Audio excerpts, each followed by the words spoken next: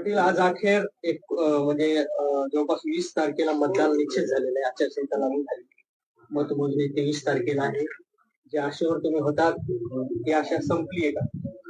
हो, आता 100% संपली नाही, संपवली. शेवटी गोरगरीब मराठ्यांना आशा होती की सरकार आणि देवेंद्र फडणवीस जाणून बुजून असं करणार नाहीये. शेवटी मराठ्यांची दखल घेण्याऐवजी बेदखल करण्याचं काम देवेंद्र फडणवीसनी केलं. देवेंद्र फडणवीसनी मराठ्यांचे पोरांचं आयुष्य बेचिराग करायचं काम केलंय. आमचे आयुष्य पूर्ण उद्ध्वस्त झाले पाहिजे यासाठी पुरेपूर प्रयत्न सरकारच्या वतीनं झालाय. ज्या मराठ्यांनी त्यांना सत्तेवर बसवलं त्याच मराठ्यांना बेचिराग कसं करता येईल यासाठी सगळा सत्तेचा वापर देवेंद्र फडणवीसने मराठ्यांच्या विरोधात केलाय. कारण जी आशा गोरगरीब मराठ्यांना होती, जे कष्टकरी कर्मचारी, कामगार, शेतमजूर या सगळ्या बांधवांना जी अपेक्षा होती की सरकार आपल्या लेकराला आरक्षण 100% देईल, मराठ्यांच्या लेकराचे मुर्दे पाडून पापाचा वाटेकरी कधीच हे सरकार होणार नाही, ही जी आशा होती ती मात्र सरकारनं स्वतःहून आमची आशा संपवली. शेवटी या सामाजिक चळवळीत काम करत असताना, या क्षेत्रात काम करत असताना शेवटी वैचारिक मतभेद असतेत आणि ते असायला सुद्धा पाहिजेत. ते होते त्या लेवलवरती सगळ्या पद्धतीनं चळवळी सुरू होत्या. परंतु हे आंदोलन आणि हा मराठा समाज काही केल्या एकत्र ठेवायचा नाही. या समाजाला आरक्षण मिळू द्यायचं नाही. जर या समाजाचे पोरं मोठे झाले तर आपलं काय होईल? हा समाज, मराठी समाज कधीच इतका बलाढ्य असल्यामुळे याला कधीच मोठं होऊ द्यायचं नाही. या मराठ्यांचे पोरं आरक्षणापासून वंचित राहिले पाहिजेत, नोकऱ्यांपासून, शिक्षणापासून, आणि या मराठ्यांचे पोरं भिकारी झाले पाहिजेत. हे वचन जे देवेंद्र फडणवीसने उचललं होतं, सत्ता मात्र मराठ्यांनी दिली आणि सत्तेचा गैरवापर करून पूर्ण मराठ्यांच्या विरोधात देवेंद्र फडणवीसने काम केलं आणि मराठ्यांचे पोरं भिकारी झाले पाहिजेत या तत्वानं, द्वेषानं आणि आकाशानं देवेंद्र फडणवीस मराठ्यांशी वागलेत आणि त्या पद्धतीनं त्यांनी त्यांची चाल यशस्वी केली. आता जरी ते निर्णय घ्यायचे त्यांच्या हातात होते, सत्ता त्यांच्या हातात होती, म्हणून त्यांनी मराठ्यांच्या आरक्षणाचा निर्णय घेतला नाही. उलट मराठ्यांना डवचण्यासाठी त्यांच्या शब्दावर मराठ्यांच्या पाय दिला. मराठ्यांच्या मुद्दाम नशिबाला हात घातला त्यांनी की यांचे मुर्दे कसे पडतील या हिशोबाने आमच्या नाकावरती टिचून त्यांनी ओबीसीच्या 17 जाती आरक्षणात घातल्या, पण मराठ्यांचं आरक्षण दिलं नाही. ही त्याच दिवशी मराठ्यांना खुन्नस कळाली होती की हा माणूस आरक्षण देणार नाही. कारण आम्ही एवढे गाफील नाहीयेत, आम्हाला हे कळत होतं. परंतु क्षत्रियाचा धर्म असतो की शेवटच्या क्षणापर्यंत विश्वास ठेवा, शेवटच्या घटकापर्यंत विश्वास ठेवा, काहीही होऊ शकतं. कारण लढताना सुद्धा शेवटच्या थेंबापर्यंत लढायचं, या भूमिकेतून आम्ही विश्वास ठेवला होता. परंतु त्या माणसानं शेवटी त्यांचा जे बरबडलेले विचार होते त्यांच्या पोटात, शेवटी ते त्यांनी बाहेर आणलेच. शेवटी मराठ्यांचे आचारसंहिता लावून त्यांना जे वाटोळ करायचं होते ते केलं. आम्हाला त्याच दिवशी त्यांनी खुन्नस दिली होती की मी या 17-18 जाती ओबीसी आरक्षणात घालतोय, आम्ही मराठ्यांना मोजत नाहीत, आम्ही मराठ्यांना गिनीत नाहीत, मराठ्यांची दखल सुद्धा घेत नाहीत आणि आम्ही मराठ्यांना बाजूला ठेवून सत्तेवर बसू, पण मराठ्यांचं वाटोळ करू. आणि त्यांनी ते सिद्ध करून दाखवलं की आज मराठ्यांचं वाटोळ करण्यासाठी देवेंद्र फडणवीसांनी सगळे डाव टाकले, सगळे षड्यंत्र टाकलेत. परंतु शेवटी मागण्या मान्य करायच्या की नाही करायचे हे तुमच्या हातात होतं, कारण सत्तेत तुम्ही होतात. पण आता मतदान, मत द्यायचे की नाहीत हे आता मराठ्यांच्या हातात आहे. तुम्ही आमचे लेकरं भिकारी बनण्यासाठी सगळी शक्ती लावली. आमचे लेकरं खुर्च्यावर बसले नाही पाहिजेत, मराठ्यांचे अधिकारी नाही झाले पाहिजेत, यासाठी पूर्ण सत्तेचा तुम्ही गैरवापर केला. पण आता तुम्हाला खुर्च्यावर बसू द्यायचं नाही, माझ्या मराठ्यांच्या हातात आहे. तुमचा सुपडा साफ केल्याशिवाय मी शांत बसत नाही आणि समाज सुद्धा आता बसत नाही. मराठा समाजाला सत्तेच्या बाहेर ठेवून सत्ता हस्तगत होऊ शकते, जे लॉजिक आहे ते पूर्ण होऊ शकतं का? कधीच नाही, कधीच नाही. त्यांच्या 17 पिढ्या जरी आल्या तरी या महाराष्ट्रात मराठ्यांना बाजूला ठेवून ते कधीच सत्तेवर येऊ शकत नाहीत. कारण इथं प्रश्न नुसता मराठ्यांचा नाहीये, इथं प्रश्न मुस्लिमांचा आहे, इथं प्रश्न गोरगरीब दलितांचा आहे आणि सगळ्यात विशेष महत्वाचं म्हणजे इथं शेतकऱ्यांचा प्रश्न आहे. इथं 18 पगड जातीचे लोक आहेत, गोरगरीब ओबीसींचा, इथं धनगरांचा प्रश्न आहे, इथं सगळ्या जातीचा प्रश्न आहे. इथं मराठ्यांना डावलून सत्तेत जाऊ शकत नाहीत. आणि मराठ्यांनाही आता आपण 14 महिने ताकद दाखवली. माझे हात जोडून सगळे आता मराठ्यांना विनंती आहे, आता आपल्या समाजाला बळ आणि शक्ती द्यायचं काम करा. आता तुम्ही जी सभेला जाऊन एकजूट दाखवली, करोडोच्या संख्येने एकत्र आलात, आता मतदानात ताकद दाखवा. 100% यावेळेस मराठ्यांचं मतदान झालं पाहिजे. माता मावल्यांसह विद्यार्थिनी, विद्यार्थी, म्हातारे माणसं, सगळे गावातले आपले सगळे पुरुष मंडळी, एकही मराठ्यांचं मतदान यावेळेस घरी राहता कामा नये. जशी 14 महिने स्वतःच्या लेकरासाठी तुम्ही शक्ती दाखवली ना, यावेळेस तसं 100% मतदान, 100% मतदान मराठ्यांनी करायचं. एकही मतदान यावेळेस वायाला जाता कामा नये. लक्षात असू द्या. मराठा बांधवांना सांगतो, शेवटी अस्तित्वाची लढाई तुमच्या पोराची, तुमच्या पोरीची, तुमच्या समाजाची. हा समाज कधीच हरू देऊ नका. आता धुरा तुमच्या खांद्यावर आहे. आतापर्यंत सरकारच्या खांद्यावर धुरा होती या राज्यातल्या जनतेची. त्यांनी जातीवाद करून, भेदाभेद करून त्यांची जबाबदारी त्यांनी दूषित करून टाकली, अशी पार पाडली. आता मात्र मायबाप मराठ्यांनो, धुरा तुमच्या खांद्यावर आहे. कारण मत तुमच्या जवळ आहेत, त्यांच्या जवळ नाहीत. हे मत तुमच्या जवळ आहेत. हे मताची योग्य टायमिंग साधा आणि स्वतःचे मुलं आणि मुली, आपल्या समाजाचे लेकरं मोठे कसे होतील यासाठी पूर्ण वापर करा. कारण असं म्हणायचं काम नाही आता की त्यांनी दिलं नाही. मत हे आपल्या हातात आहे, मतदान हे आपल्या हातात आहे. त्यांनी पक्क ठरवलं मराठ्यांचे पोरं भिकारी करायचे, यांना मोठं होऊ द्यायचं नाही. आता आपण पक्क ठरवायचं, यांची पुरी जिरवायची. आता जशी तुम्ही आतापर्यंत 14 महिने ताकद दाखवली, मी सुद्धा तुमचं योगदान वायाला जाऊ दिलं नाही. मी इमानदारीनं तुमचा मुलगा म्हणून सातत्यानं आंदोलनात उभा आहे, सातत्यानं. आता ही माग जशी ताकद दाखवली तुम्ही लोकसभेला, आता मात्र विधानसभेला त्यापेक्षा दुप्पट ताकद दाखवा. या वेळेस एकही मराठ्यांचं मतदान वायाला जाता कामा नये. हे बघा, शेवटचं सांगतो मराठा बांधवाला, आता अशी वेळ आली एकदम प्रतिष्ठेची, आता अशी वेळ आली की त्यांना आपल्याला संपवायचं. आपल्या पोरांचे मुर्दे पडले पाहिजेत, आपल्या पोरीचं, आपल्या पोराचा मुर्दा पडला पाहिजे. या राज्यात एक सुद्धा मायबाप असा नाही, एक सुद्धा, एक घरात माय अशी नाही की तिला वाटत नाही माझी मुलगी किंवा माझा मुलगा मोठा होऊ नये. एक माय नाही घरात.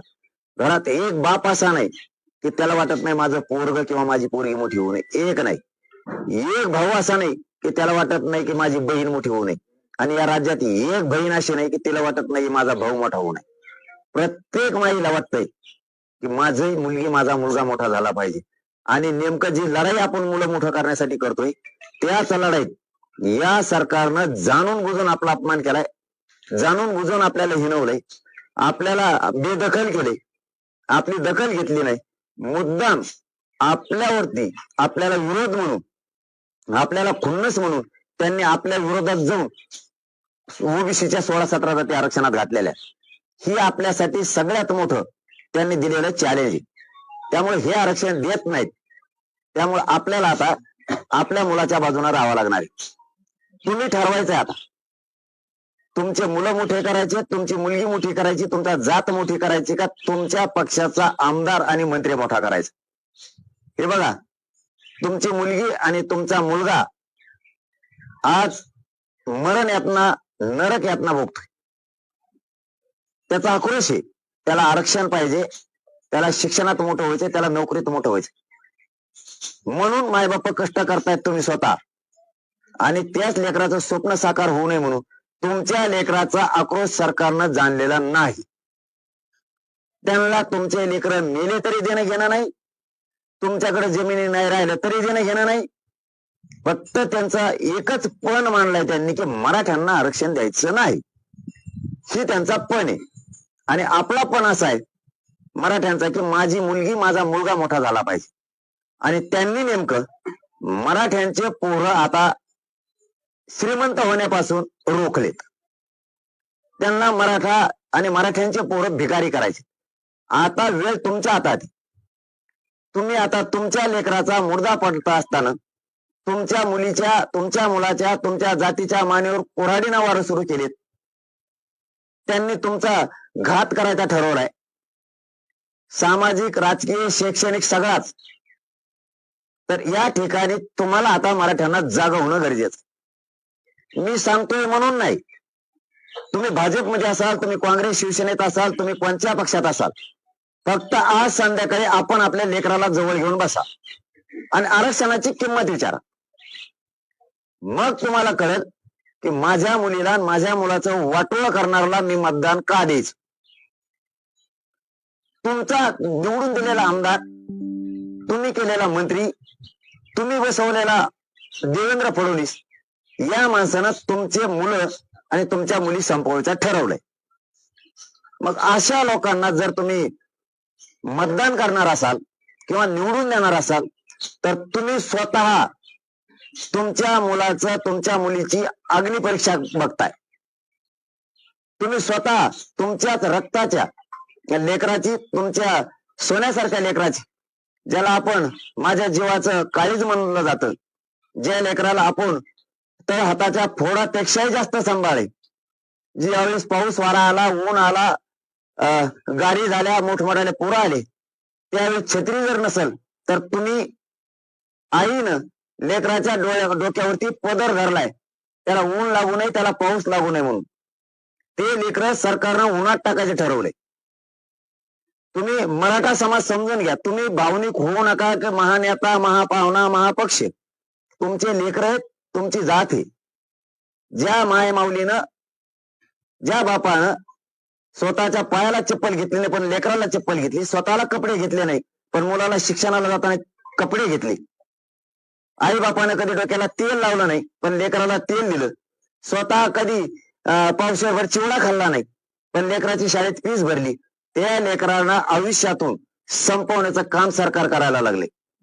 ज्यावेळेस तुमचे लेकर आता संकटात सापडलेत त्यावेळेस तुम्ही लेकर मोठे होण्यासाठी योग्य टायमिंग साधून, हीच आता योग्य वेळ आहे की 5 वर्ष बोंबलत बसण्यापेक्षा, 5 वर्ष लोकांच्या दारात जाऊन हात पसरण्यापेक्षा, हे द्या, हे द्या, हे द्या म्हणत बसण्यापेक्षा आता मराठ्यांसह सगळ्या जाती धर्मातल्या लोकांनी गोरगरिबांच्या लाट आली याच्या सहभागी होऊन आपल्या लेकराच्या बाजूने उभा राहिलं पाहिजे. हे बघा, मी पुन्हा शेवटचं सांगतो, अशी लाट पुन्हा येणार नाही आणि एवढं मोठं संकट मराठ्यावर आले, हीच वेळेत परतून लावायची. यावेळेस जर तुम्ही मतदान रूपी ताकद जर दाखवली नाही तर तुमच्या लेकराला या जगात कोणीही वाली असणार नाही. या महासंकटातून तुमची जात आणि तुमचे पोरं जर तुम्हाला बाहेर काढायचे असले तर तुम्हाला मात्र आता मनात आणि मतात दोन्हीतही परिवर्तन करावं लागणार आहे. तुम्ही जर परिवर्तन केलं नाही, तुम्ही जर वेळ विसरलात आणि योग्य वेळी मुलाच्या बाजूनं, मुलाच्या भविष्याच्या बाजूनं, जातीच्या बाजूनं उभा न राहता तुम्ही जर पक्षाच्या बाजून राहिलात, नेत्याच्या बाजून राहिलात तर रडायला माणूस शिल्लक राहणार नाही. एवढी भयंकर वाईट वेळ ही आपल्या समाजावरती, समाजाच्या पोरावरती आणतात. तुम्ही भानावरती या. माझं भाजप, माझं काँग्रेस, माझी शिवसेना, अमक तमक राष्ट्रवादी करीत बसू नका. देवेंद्र फडणवीसांनी पुरेपूर मराठ्यांचा कार्यक्रम लावला आणि तो त्याच्यात यशस्वी सुद्धा झाला. ज्या मराठ्यांनी त्याला 106 आमदार निवडून दिले त्या जोरावरती सत्तेचा गैरवापर करून मराठा संपवायला तो यशस्वी झाला.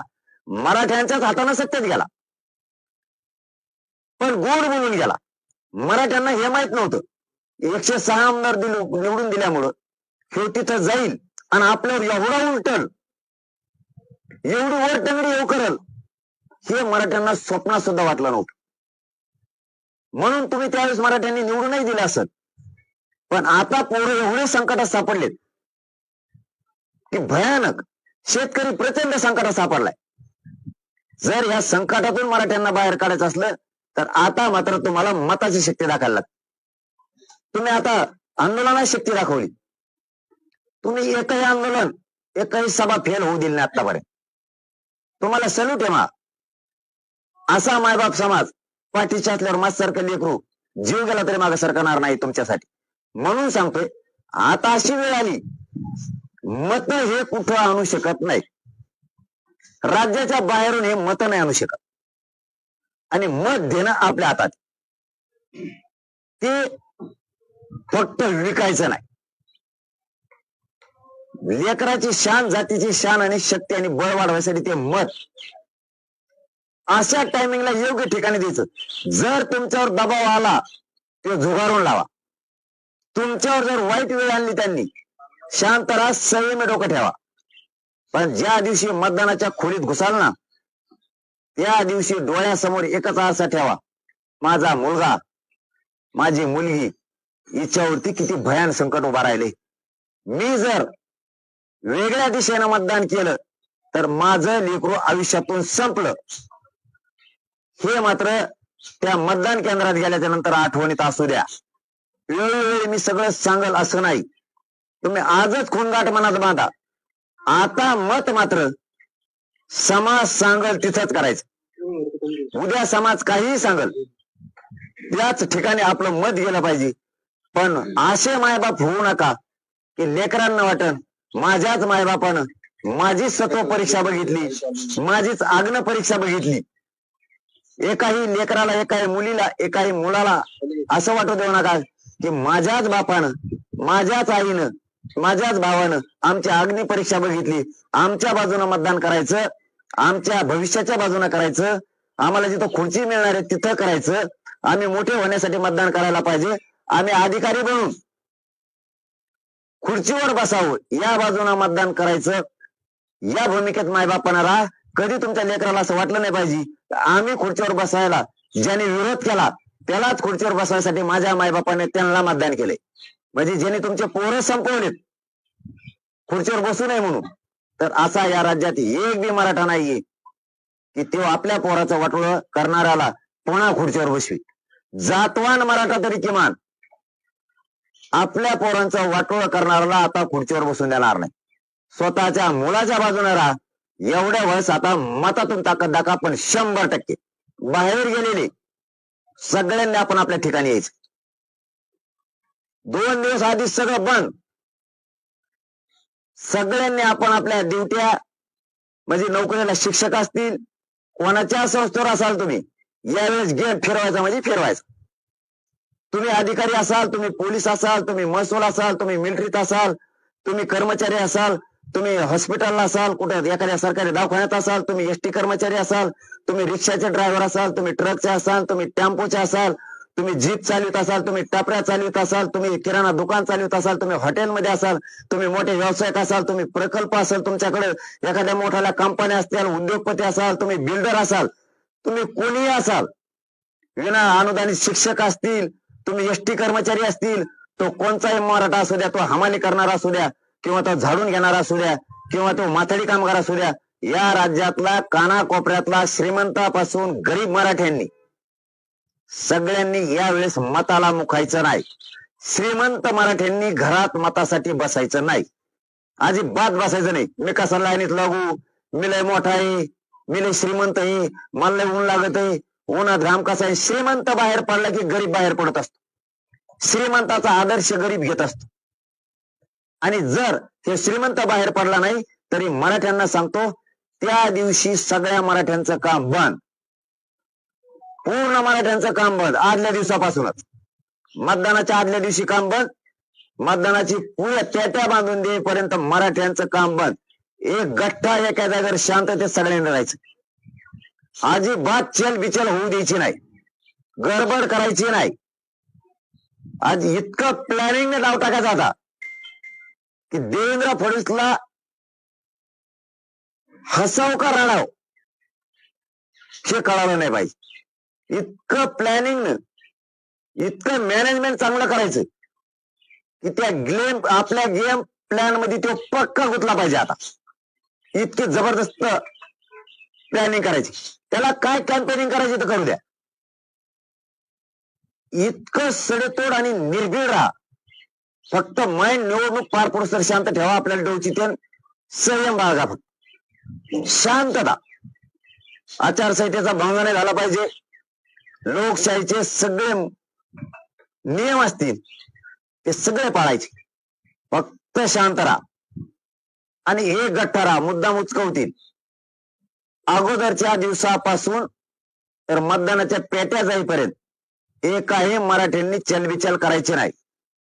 व्यवस्थित ठरल्याप्रमाणे घराघरात मराठ्यांच्या पोहोचलं पाहिजे. मराठ्यांच्या श्रीमंतांपासून गरिबांपर्यंत, बांधावरती शेतात काम करणाऱ्यापर्यंत योग्य विषय गेला पाहिजे. गडबड करायची नाही.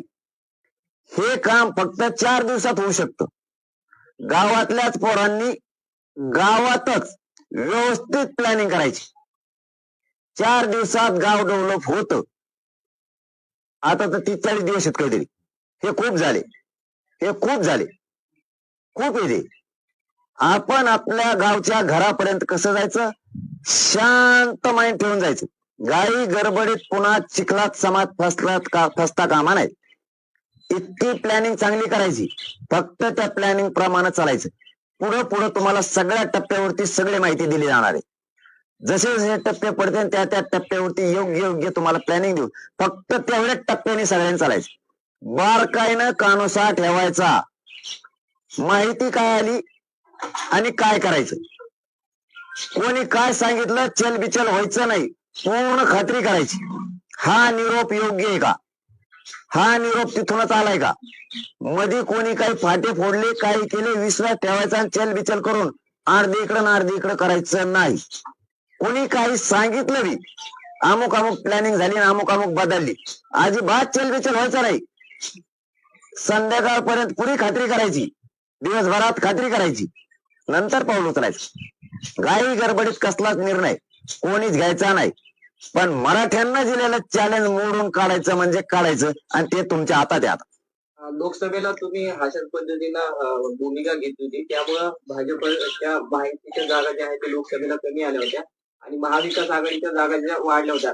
यावेळेला तुम्ही अशीच भूमिका घेताय की भाजपच्या विरोधामध्ये, मग मात्र महाविकास आघाडीच्या जागा वाढतील की विधानसभेला? अगोदर आता आमची बैठक होणार आहे.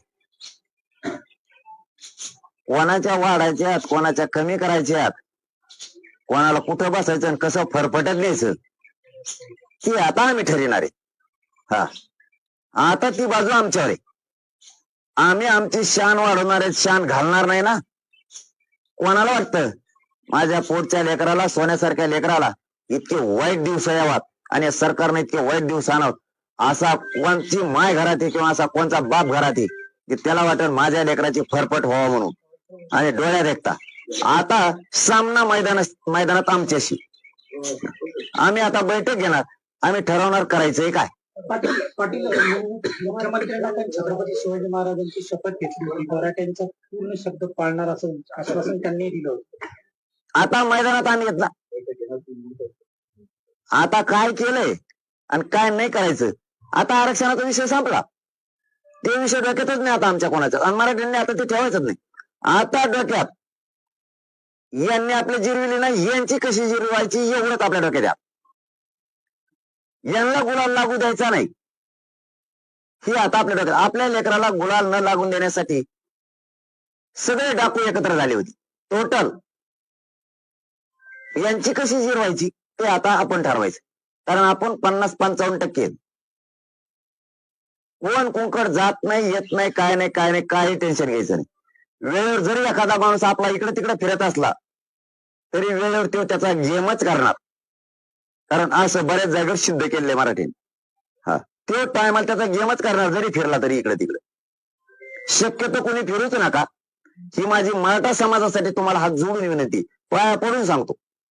मराठ्यांनी मराठ्यांच्या लेकराच्या बाजूने उभा राहून एवढ्या वेळेस मराठ्यांची शान वाढवा.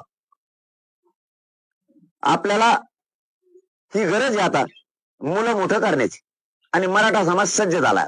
सरकारला जो गुलाल उधळला होता त्या मराठ्यांचा अपमान केला हो, मी त्याच वेळेस सांगितलं तुम्ही गुलाल उधळू नका.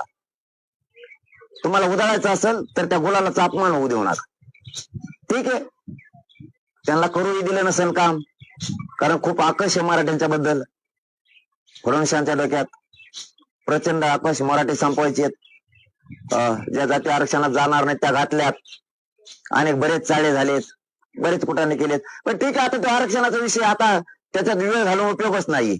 आता सामना मैदानात, उगाच आता मैदानाचा सामना करायचा सोडून तिसऱ्याच विषयावर बोलायचं, त्याच्यात वेळ आता घालण्यात मजाच नाही. निवडणूक झाल्यावर तो विषय आता तर काय, त्याच्यावर बोललं तरी मिळणार नाहीये आणि नाही बोललं तरी मिळणार नाहीये. त्यामुळे आरक्षणाच्या विषयात आता वेळ घालून उपयोगच नाही. आता या राज्यातला मराठा, दलित, मुस्लिम कसा मोठा होईल, या राज्यातला शेतकरी त्याचे कसे सुखाचे दिवस येतील, 18 पगड जातीच्या गोरगरीब 12 बलुतेदारांचे कसे प्रश्न सुटतील, आपण गोरगरिबाच्या कामी किती येऊत, आपल्याला जातीवाद होऊ द्यायचा नाही, सामान्याचे प्रश्न सोडवण्यासाठी आपल्याला काय करता येईल हे आपण आता करणं गरजेचं आहे. कारण एससी एसटीच्या जागा ह्या कशा आता मराठ्यांनी काढायच्या, आमच्या विचाराचा कोण द्यायचा, कारण आमचा 50,000 1,00,000 असं मतदान तिथे, त्या कशा द्यायच्यात, काय करायचंय, यावेळेस आपल्या विचाराचा माणूस कोण देऊन काढायचा आहे, कारण निर्णायक मतदान हे मराठ्यांचं आहे. हे आता आम्हाला सगळे आमची प्लॅनिंग सुरू होणार आहे, कारण त्याच्यात आता वेळ देणं गरजेचं आहे. आरक्षणाचा विषय काढून आता काय उपयोग नाही, मग ते काय होईल, लयच मूर्खपणाचं लक्षण होईल. ते आता सामना वेगळा आहे. आता मैदान मारायचंय आता एकमेकाला, आता एकमेकाने दंड थोपडलेत आता एकमेकाच्या विरोधात. आता रणसिंग फुकलंय, त्याला काय आता लढाईला उतरायचं म्हणल्यावर म्यानाच्या बाहेर तलवार काढायलाच लागणार आहे. आता घोडा मैदानात जिंकायचंय तर आता सज्जता व्हायला लागणार आहे. दुसरे विषय काढून तुला एकच काय जिंकशील. आता ते विषय आता सामान्यांसाठी आपल्यासाठी आपल्याला काय करता येईल, त्यांना कसा न्याय देता येईल, त्यांना त्यांची उंची 75 वर्षात गरिबांची वाढू दिली नाही. मग तो शेतकरी असेल किंवा 18 पगड जातीचा असेल, दलित मुस्लिम असेल, याची उंची या राज्यात कशी वाढेल, या राज्यात त्याला मानाचं स्थान कसं मिळेल, त्याला सन्मानाची वागणूक या राज्यात कशी मिळेल, गोरगरीब शेतकऱ्याला सन्मान या राज्यात का मिळत नाही 70-75 वर्ष, त्याचा सन्मान कसा वाढेल त्या शेतकऱ्याचा, हे काम इथून पुढे करावं लागणार आहे. आणि त्यासाठी आताचा हा उठाव्यात आता जबाबदारी गोरगरिबावर येऊन थांबेल. कारण काही केलं, तुम्ही हजारो करोड रुपये दिले तरीही मत मात्र गरिबांच्या हातात. ती बैठक घेणार अंदाज काही म्हणजे उद्याच्या तारीख डिक्लेअर करतोय मी, कारण हे अचानकच केलं यांनी त्या तारखाचं, आणि आज तारीख डिक्लेअर केली तर परत गडबड गोंधळ होईल. तुम्ही वारंवार म्हणत होता की मला निवडणुकीच्या याच्यात ओढू नका, मात्र सरकारनं आता तुम्हाला आज आचारसंहिता निवडणुकीच्या याच्यात ओढलेलं. चांगलं झालं, काय हरकत नाही. ते काय म्हणतात ना, जो होता तो अच्छा होता, हो दे ना. आता मलाही दाखवून देईन जशी त्यांना कचका काय असतं ते. आता इथून माग तसा दाखिला, आता असं दाखवतो. काय असतं शेवटी मग आता कस लावावाच लागतो, त्यांना नाविलाज कस लावावा लागतो. फक्त योग्य टायमिंगला समाजाने योग्य वेळेवर निर्णय घ्यावा शेवटच्या 2 दिवसात. हो, कारण तुम्ही काय केलंय 40 दिवसात यापेक्षा अगोदरचा दिवस आणि मतदानाचा दिवस मात्र तुमच्या हातात. तुम्ही कुठे गेलात, कुठे आलात, यापेक्षा मतदानाचा अगोदरचा दिवस आणि मतदानाचा दिवस हे मराठ्यांचा असला पाहिजे.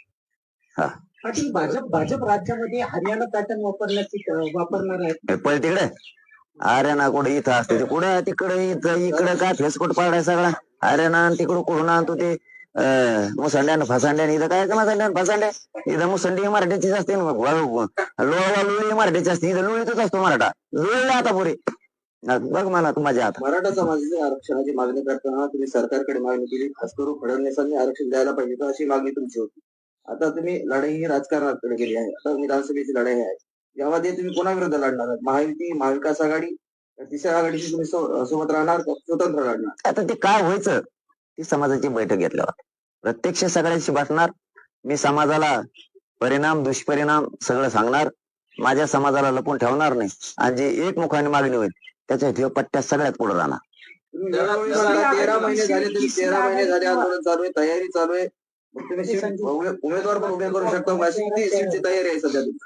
मी सगळं तुम्हाला बैठकीच्या दिवशी सांगणार, जी आपण बैठक घेणार आहे त्या दिवशी सांगणार. कारण मला समाजाला अगोदर एक मुलगा म्हणून माझी जबाबदारी बनते, समाजाचा मुलगा म्हणून.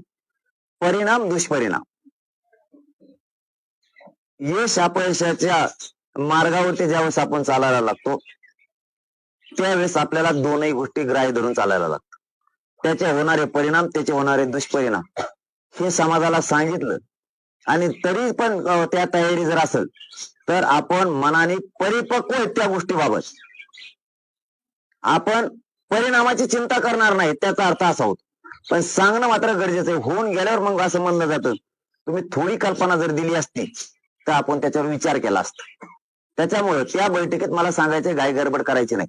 कोणाला जर वाटत असेल कमी दिवस आहेत बाबा वेळ पुरणार नाही आणि मग 13 महिने काय केलं? 13 महिने काय केलं? तयारी आहे म्हणून तर गेले गप्पा मागच्या कचाड्यात. तयारी हे सगळे काही नाही. भीती कोणाला असते? एखादा उमेदवार द्यायचा आहे आणि मग तो स्वच्छ चारित्र्याचा सापडून आणायला लागतो या पक्षावाल्याला.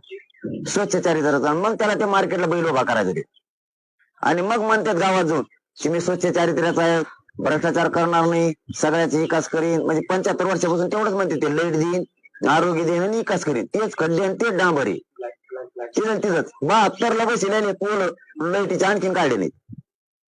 45,000 कोटी रुपये वैधानिक विकास महामंडळाचे मराठवाड्याचे आणखीन दिले नाहीत. मला कळतं तसं कर्जमुक्ती करू म्हणते ते आणखीन तेच चालू आहे. तेच बल्ब आहेत पोलवर आणखीन पण ते चिमणी बसली तरी बल्ब फुट होती त्या बल्बावर. म्हणजे असा इतका भयानक विकास यांचा.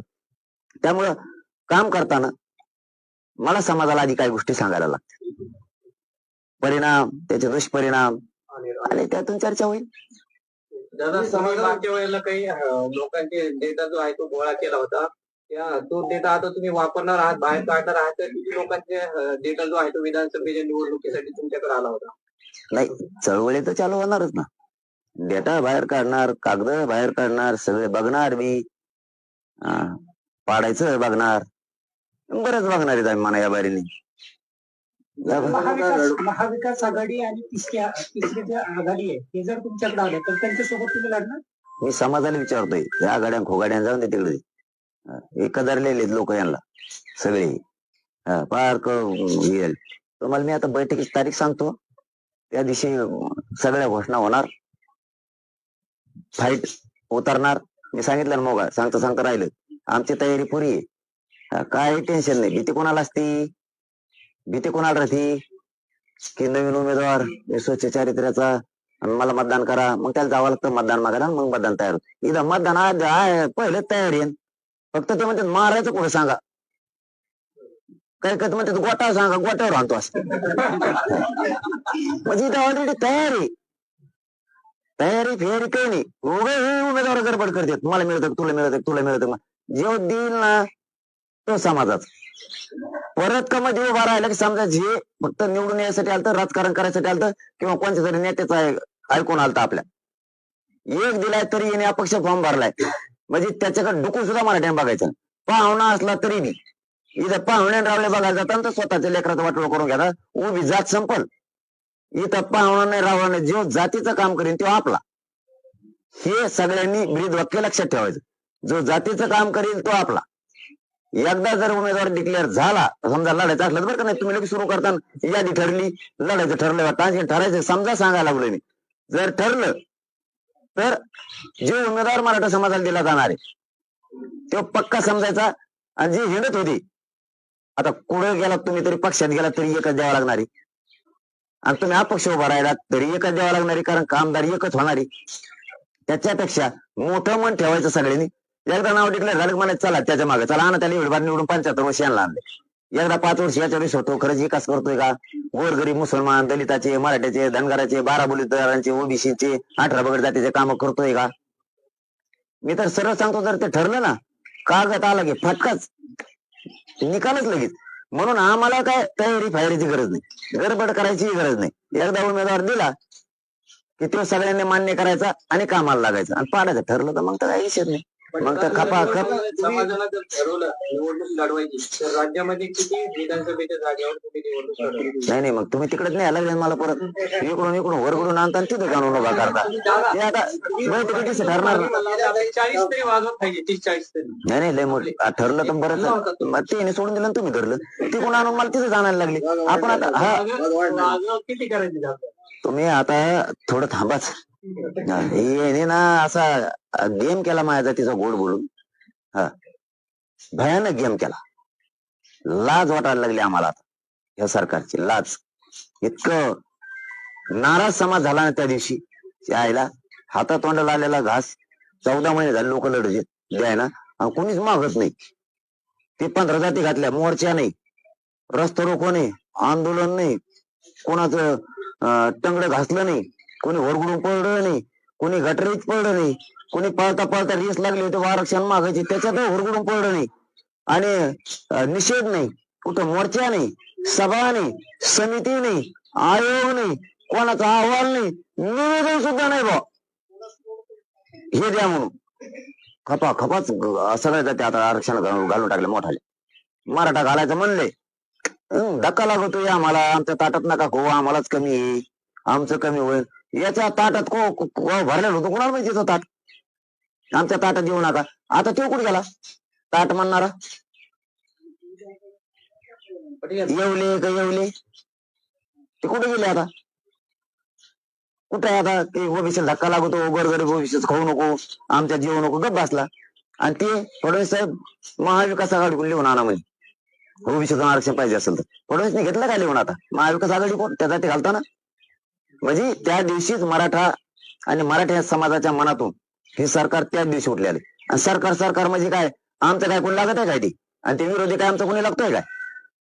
शेवटी आम्हाला आमच्या पोरांचं किती वाटलं झालं हे तर बघायला लागेल ना.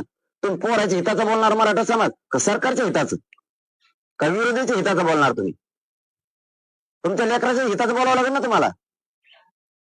आणि तुम्ही जर असं म्हणत असाल नाही माया पोराचं वाटोळं करणाराच आवडतो आम्हाला, आरक्षण नाही दिलं तेच बरं झालं, मग पोरग किंवा मग पोरगी अधिकारी झाली असती, तिला उच्च शिक्षण घेतलं असतं, देवेंद्र फडणवीस आरक्षण नाही दिलं ते चांगलं केलं, मी त्याच्याच आमदाराला त्याच्याच उमेदवाराला मतदान करा, असा एक तरी मायन बाप असू शकतो का मराठ्यांच्या घरात? एक तरी स्वतःच्या लेकराचं वाटोळं झालेलं मुलाचं आणि मुलीचं किंवा माय घरातली बाप कसा बघू शकतो? असा मराठाच असू शकत नाही की तेव्हा म्हणून ते देवेंद्र फडणवीसनी माया पोराला आरक्षण नाही दिलं, महापोरग आरक्षण नोकरीला नाही लागलं, हे चांगलं काम केलं, असा एक बी उलट्या काळजाचा बाप किंवा माय असू शकत नाही या राज्यात. एक पण. आणि जर असे असतील की मराठ्यांना आरक्षण दिलं नाही, मराठ्यांचं वाटोळं केलं, तरीही मराठ्यांचा अपमान केला, मराठ्यांच्या नाकावर टिचून आम्ही आरक्षण ओबीसीला दिले, ओबीसी आरक्षणात घातले, तरीही मी माझ्या मराठ्यांचं वाटोळं केलं माझ्याच भाजपनं किंवा माझ्या देवेंद्र फडणवीसनी, तरी मी मराठ्यांनाच मतदान करणार. याच्यासारखा उलट्या काळजाचा पापी मराठा दुसरा असूच शकत नाही. स्वतःच्या लेकराच्या अग्न परीक्षा घेणारा हा मराठा असूच शकत नाही. राज्यात परिवर्तन झालं पाहिजे असे तुम्ही गेल्या अनेक दिवसापासून म्हणतात. हे परिवर्तन करण्यासाठी कुठल्या समाजाची मोड बांधणार आहात? कशी रचना असेल? नाही ते मला मोठी फेटी बांधता येत नाही. दलित हा ना, मग पण ते मला बांधता येत नाही, मोठी बांधता येत नाहीत. कुठं काही जण म्हणतात काय प्रस्ताव द्या आम्हाला, ते देता येत नाही आपल्याला ते मेळ जुळत नाही. आपलं ढोबळ कारभार असतो. हा कचकोनी उभा राहा आणि सुरू लफड्याला फड्यात पडत नाही आपण. ते कुठं नाही माळगडी त्या करण ते जमत नाही जुळत नाही. सगळ्यांना सांगितलं गोर गरिबाची लाट आली, तुमची 75 वर्षाची अपेक्षा आहे, स्वप्न आहे की गोर गरिबाची उंची वाढली पाहिजे, त्याचा सन्मान या राज्यात वाढला पाहिजे. प्रत्येक जाती धर्मातल्या गोर गरिबाने हीच अपेक्षा केली की माझं दारिद्र्य कधी कमी होईल, माझं सन्मान या राज्यात असेल की नाही, माझं गाव सुधारण का नाही, माझा जिल्हा माझं राज्य सुधारण की नाही, माझ्या शेतकऱ्यांना न्याय कधी मिळणार आहे का नाही. हे 75 वर्षापासून लोक ज्या गोष्टीची वाट बघतात ती मिळतच नाही.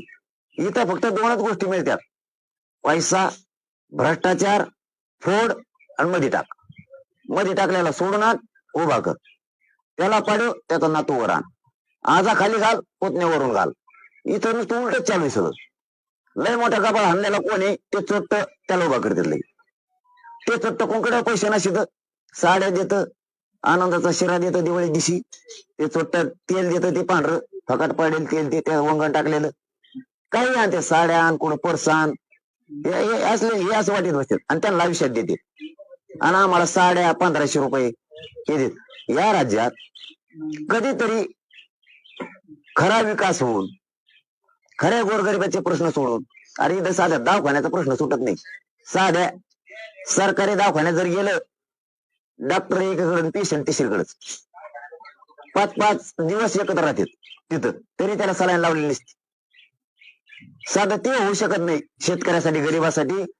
या राज्यात मोफत शिक्षण आणि आरोग्य सुद्धा मोफत मिळू शकत नाही शेतकऱ्याला. लाईट सुद्धा नाही मिळू शकत. 24 घंटे बिल भरायचं असून लाईट मिळू शकत नाही या राज्यात, लाईट शेतकऱ्याला. म्हणून शेतकऱ्याला आत्महत्या कराव्या लागतात. या राज्यातल्या शेतकऱ्यांच्या आत्महत्या झाल्यात, त्यांच्या कुटुंबाला सुद्धा सरकारच्या खाजगीपासून सरकारी दवाखान्याचं एखादं पत्र देऊन कायमच्या त्या कुटुंबाला सुविधा नाही येत मोफत आरोग्याच्या. इथं ज्यावेळेस बापाला मुलीची फी भरायची ना, 50,000 रुपये जर भरायचे असले ना, तर 100 उमरे झिजायला लागते त्याला. डोळ्यात पाणी येतं, पाणी. ही आक्रोश कधीच कोणी विसरायचं नाही पाहिजे. इथं नुसत्या गप्पा आहेत फक्त. डांबर बनवू, तुमचा रोड बनवू, तुमचं संडास बाथरूम बनवू. त्या संडासाचं सुद्धा खाते ते, त्याच्यात सुद्धा 300-400 रुपये होण्याकडे एका मागे. साध्या निराधारचा सुद्धा प्रश्न सुटत नाही याला. निराधारचा साधा, ज्यांना कोणीच नाही, यांच्या पगार सुद्धा लागायला तयार नाहीत, त्यांच्या सुद्धा पैसे का देते. इथं गोरगरिबांना काहीच नाहीये. इथं जे स्वप्न डॉक्टर बाबासाहेब आंबेडकरांनी बघितलं होतं की SC STच्या जागेवर खरा SC STच गेला पाहिजे, उकडून तरी सापडून ते उभा करतात. जो ओरिजिनल जायला पाहिजे तो जातच नाहीये. म्हणजे जे खरा समाज, जो हे राज्य घडविणार आहे, देश घडविणार आहे, ते त्याच्यात बसतच नाही, त्याला बसूही देत नाहीत.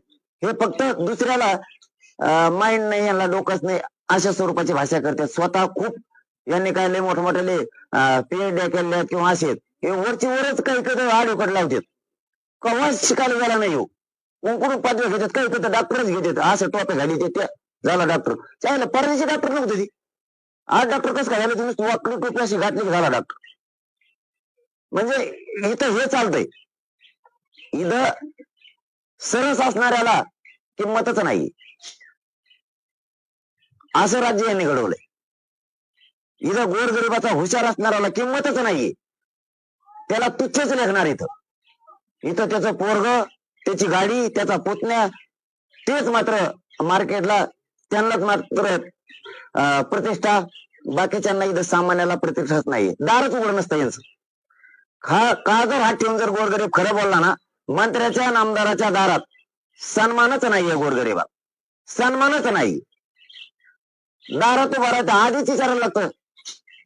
ते गोंगडी ठेवले 2-4 ते PF हे ते गचपाणी कोडून आणले, त्याला आधी कागद लिहून द्यावं की तो साहेब सांगतात. साहेबांनी ठरवायचं पण त्याला भेटायचं का नाही. या राज्याची ही सत्य परिस्थिती. ज्या मतदारांनी, ज्या गोरगरिबांनी यांना मोठं केलं, त्यांनाच हीन वागणूक आहे या राज्यात. त्यांचेच काम करत नाहीत, होतच नाही म्हणते, तर काय करावं, मग कशाला बसणार तिथं. म्हणून सर्वसामान्यांनी ही सर्वसामान्याची लाटाली गरिबाची याच्यात सहभागी होऊन पुन्हा पुन्हा त्यांच्या दारात जाऊन हात पसरण्यापेक्षा योग्य टायमिंग साधायची आणि मतदानाची दिवशी आउटच करून टाकायचे, पुरे ठेवायचेच नाही. चलो, धन्यवाद.